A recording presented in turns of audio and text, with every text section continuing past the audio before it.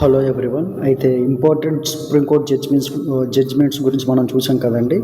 అలాగే part 2 video ఇది. ఇప్పుడు 2000 case Lily Thomas versus union of India 2000 case చూద్దాం.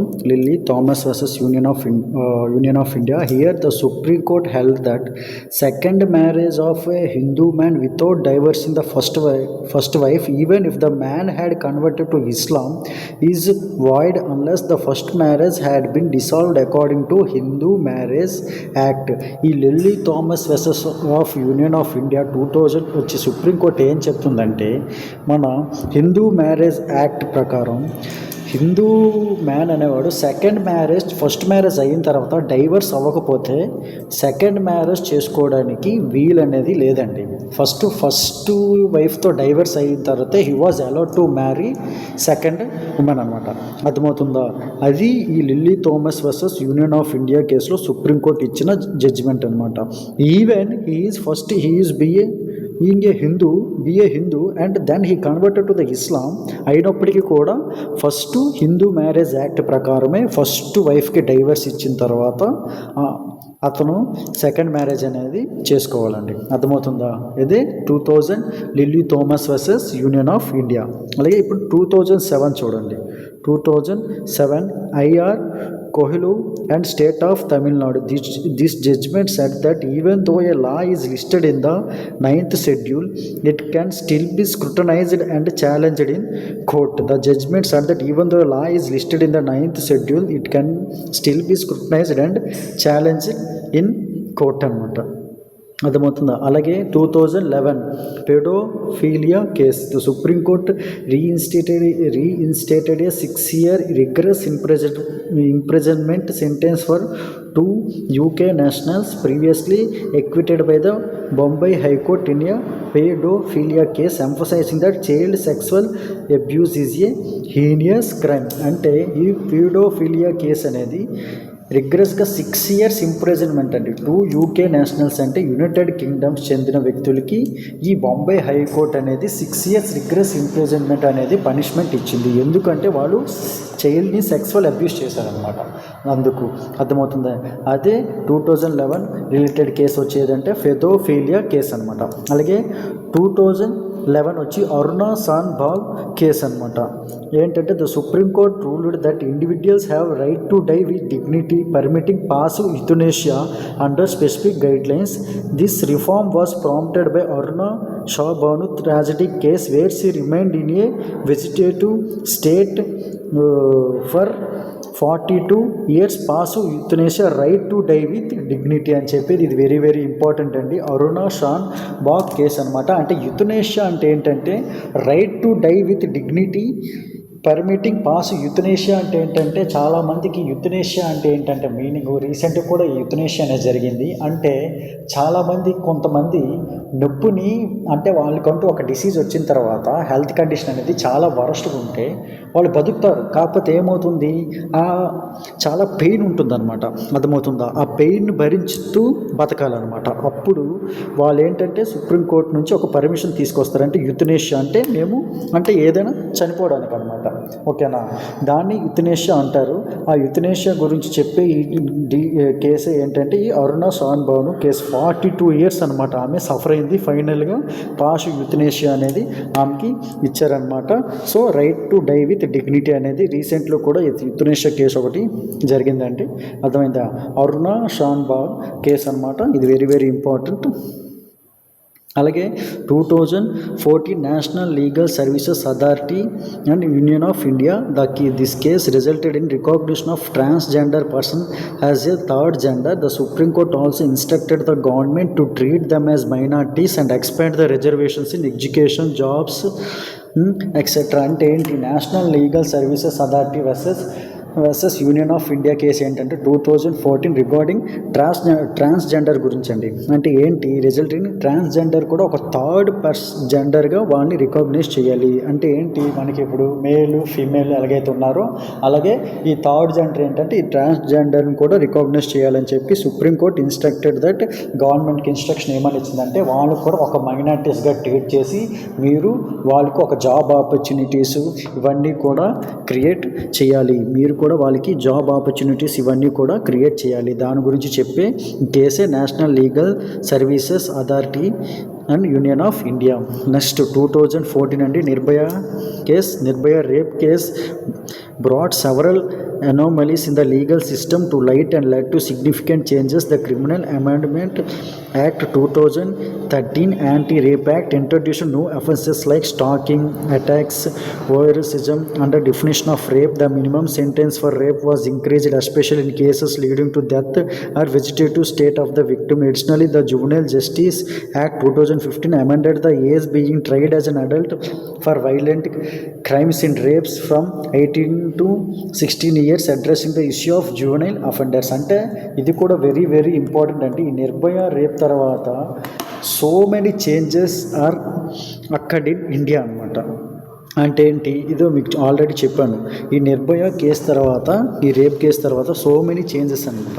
Lead to significant changes. The criminal amendment act 2013 anti rape act introduce new offences like stalking కానీ, acid attacks కానీ, అవన్నీ చేసినప్పుడు వాళ్ళకంటూ ఏం చేశారంటే మినిమం సెంటెన్స్ అనేది ఇంక్రీజ్ అనేది చేశారనమాట. ఎందుకు ఇంక్రీజ్ చేశారంటే ఆ కేసెస్ అన్నింటినీ కూడా ఎలిమినేట్ చేయడానికి.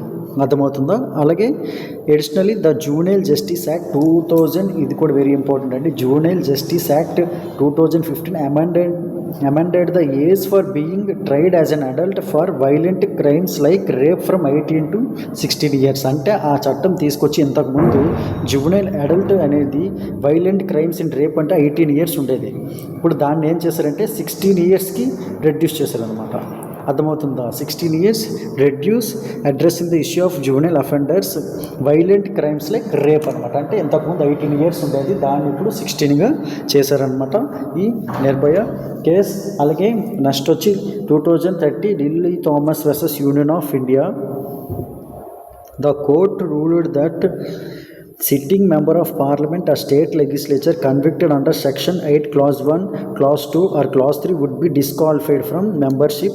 It clarified the section 8 clause 4 of the Representation of the People Act no longer protects convicted parliamentarians or legislators. Criminalization of politics disqualification గురించి మాట్లాడైతే ఈ 2013 case lily Thomas versus union of India. అంటే ఏంటి? The court rule sitting of member of parliament ఆ state convicted under disqualified. అంటే ఎవరైనా కానీ క్రిమినల్గా చేస్తే ఆ పాలిటిక్స్ అంటే క్రిమినల్స్ ఏవైనా మర్డర్స్ కానీ ఏవైనా చేస్తే ఏంటంటే వాళ్ళకి ఇమీడియట్గా డిస్క్వాలిఫికేషన్ అనేది వాళ్ళ మెంబర్షిప్ నుంచి ఉండాలి అని చెప్పి డిస్కస్ చేసిన కేసు ఈ lily Thomas versus union of India. 2013 NOTA judgment, a case filed by the People's Union of Civil Liberties on the basis of judgment given by the Supreme Court in 2013. In the case filed by the People's Union of Civil Liberties, nota was introduced. అంటే ఈ నోటా అనేది introduce చేశారనమాట. NOTA అంటే none of the above on the basis of judgment given by the supreme Court in 2013. In the case filed by people of Union Liberties, nota was introduced. అంటే నోటా అంటే ఏంటంటే మీరు ఎలక్షన్స్లో ఓట్ వేసినప్పుడు నోటా అంటే ఒక 2 parties 3 parties గుర్తులు ఉంటుటూ అలాగే ఒక నోటా కూడా ఉంటుందన్నమాట. నోటా అంటే నన్ ఆఫ్ ది అబౌవ్, అంటే మీరు ఆ 3 candidates ఎవరికి వేయకుండా ఆ ముగ్గురికి కూడా వేయకుండా ఈ నోటాకి వేస్తారనమాట. అంటే ఆ ముగ్గురు కూడా మీకు ఇష్టం లేదు, వేయడానికి మంచోళ్ళు కాదని చెప్పి. అర్థమైందా? అది ఎప్పుడు ఇంట్రడ్యూస్ తీసుకొచ్చారంటే 2013 అనమాట. అర్థమవుతుందా? Next 2016 Shayara Bano versus union of India. South Carolina banned the practice of instant triple talaq, allow Muslim man to end marriages by saying talaq 3 times without maintenance or alimony provisions. Learn about the triple talaq bill 2019. Polygamy, right to livelihood అనమాట. Shayara Bano versus union of India అనమాట. అర్థమవుతుందా? అలాగే 2017 ఇది very very important అండి. Right to privacy is a fundamental right అనమాట. Puttaswamy versus union of India. Supreme court declare that ఏం declare చేసిందంటే right to privacy as a fundamental right protected under the Indian constitution. చెప్పే article ఏంటంటే article 21. అలాగే 2018 repealing section 377. The supreme court ruled the section 377 was unconstitutional in so far as it is criminalises consensual sexual conduct between adults of the same sex. LGBTQ అంటే transgenders సంబంధించిన ఏంటంటే ఈ section 377 అనమాట. Section supreme court ఏం చెప్తుందంటే section 377 was unconstitutional అని చెప్పి supreme court చెప్తుంది. అర్థమవుతుందా? వెరీ వెరీ ఇంపార్టెంట్ అండి ఈ జడ్జిమెంట్స్ అనేవి. Next 2018 Joseph sign versus union of India. In this landmark case, the Supreme Court of India struck down the adultery law. Section 497 of the Indian Penal Code was unconstitutional, holding that it violated the principles of gender equality and individual autonomy. The judgment decriminalized adultery and upheld the dignity and agency of women. అంటే ఏంటి? Joseph sign versus union of India కేసులు ఏంటంటే martial affairs గురించి లేదంటే cheating గురించి అండి. Supreme court of struck down the adultery law అంటే ఏం చేసిందంటే వెరీ ఇంపార్టెంట్, సుప్రీంకోర్టు అనేది కొట్టివేసేసిందండి. అది ఏ జడ్జిమెంట్ అంటే Joseph sign versus union of India in 2018. అలాగే 2020 Anuradha Basin versus Union of India and others. This case dealt with the restrictions on communications and media in Jammu and Kashmir following the abrogation of Article 370. The Supreme Court held that indefinite internet shutdowns and restrictions on freedom of expression must be in accordance with the principles of necessity, proportionality, emphasizing the importance of fundamental rights every time in crisis. అంటే ఈ Anuradha basin versus union of India ఏంటంటే article 370 అంటే ఇప్పుడు అది abolish చేశారు. Article 370 అంటే special provisions applicable to Jammu and Kashmir state గురించి అండి. వాళ్ళకంటూ ఒక స్పెషల్ స్టేటస్లో ఉంటుంది ఆ ఆర్టికల్ 370, అది అనేది ఇప్పుడు అబాలిష్ చేశారు. ఓకేనా? Next Rambabu Singh Thakur versus Sunil Arora. The Supreme Court upheld the Speaker decision to disqualify the MLAs for defection and stated that Speaker's order was subject to judicial review. It reaffirmed the principles of democracy and power of Speaker to decide on defection disqualification. అర్థమవుతుంది. Supreme court upheld the Speaker decision to disqualify the MLAs for defection and stated that Speaker order was subject to judicial review. అర్థమవుతుందా? అంటే ఏంటి? ఎమ్మెల్యేకి disqualify చేసే power speakers కూడా ఉంటుంది. And speaker orders అయితే speaker order చేశాడు అనుకోండి, అంటే ఏంటి? ఈ ఎమ్మెల్యే సపోజ్ ఒక ఎమ్మెల్యేని స్పీకర్ అనేవాడు ఏంటి డిస్క్వాలిఫై చేశాడు అనమాట. అర్థమైందా? ఆ డిస్క్వాలిఫై అయిన తర్వాత ఏంటి? ఆ తర్వాత speaker order was subject to judicial review. అంటే ఏంటి? మళ్ళీ జ్యుడిషియల్ అంటే ఏంటి? కోర్ట్స్ మళ్ళీ దాన్ని ఒక రివ్యూ చేసే పవర్ అనమాట. అర్థమవుతుందా? దాని గురించే మాట్లాడేది రాంబాబు సింగ్ ఠాకూర్ వర్సెస్ సునీల్ అరోరా. అలాగే 2021 Lakshmibai Chandaragi versus state of Karnataka. The supreme court established that doctors have equal coparcenary rights in Hindu undivided family properties regardless of their father status at the time of 2005 law అనమాట. Hindu undivided family గురించి, women గురించి. అలాగే Mohammad Salimullah and another versus union of India. The supreme court ordered the central government to consider the principal of non refoulement which prevents the deportation of refugees to countries where they're face persecution. It highlighted the need to protect the rights and dignity of refugees. Rights and dignities of refugees under home and dignity. అలాగే article 21 గురించి ఈ Mohammad Salimullah and union of India గురించి అనమాట. Need to protect rights and dignities and refugees అంటే ఎవరంటే వేరే countries నుంచి మన కంట్రీకి వచ్చిన వాళ్ళు అనమాట. అంటే వాళ్ళకంటూ మనకు ఒక సిటిజన్షిప్ ఇవ్వకపోయినా వాళ్ళు మన కంట్రీలో ఉంటారండి, వాళ్ళని రిఫ్యూజీస్ అంటారు. అర్థమవుతుందా? నెక్స్ట్ అలాగే Farzana Batul versus union of India. The supreme court mandated the restoration of high speed internet services declaring internet access a fundamental right with any restrictions needing to be temporary, professional and justified అనమాట. Access to internet. Farzana Batul versus union of India ఏంటంటే access to internet access అదొక మన fundamental right అని చెప్పి చెప్తుంది ఈ case. అలాగే next 2022 Varun Chandra Thakur versus master Bholu. The supreme court judgment in Varun Chandra Thakur versus master Bholu case added clarity to the issues raised. The court interpreted the word may in section 15 of the Act mandatory when the board does not consist of a professional with a degree in child psychology or psychiatry. However, if the board has members with expertise in the field, they may choose to take or not take external assistance. Furthermore, the court stated that the mere mental capacity to commit an offence as proven by an average IQ score is not sufficient to gauge the ability to understand the consequences. అండి ఈ Varun Chandra Thakur versus master బోలు ఏంటి divide చేస్తుంది, జూనియల్ justice act గురించి అండి discuss చేసిన case ఇది. అలాగే 2023 challenge to the practice of Jallikattu game famous for Tamil Nadu. A five judge bench unanimously upheld the practice of Jallikattu, Khambala and Bailgada Sariyat. The practices were previously banned in Animal Welfare Board of India versus A. Nagras 2004. అంటే ఈ practices అన్నీ కూడా Jallikattu, ఖంబాలా and బెయిల్గాడా సరియత్ అనేవి before అనేది ban చేశారండి previous according to animal welfare board of India.